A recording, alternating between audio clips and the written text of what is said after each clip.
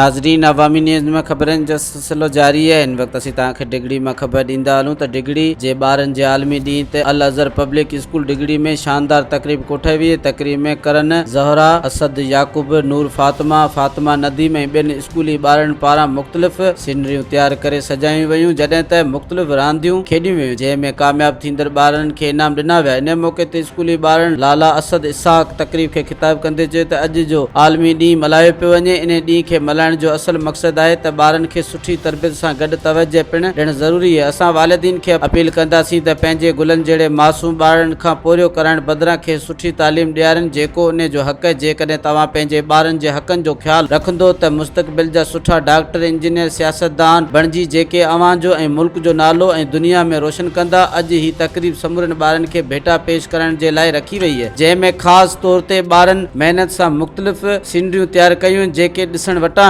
मज़ीद खबरों और तफसीलात के लिए विजिट करें हमारी वेबसाइट www.awamiNewsHD.com।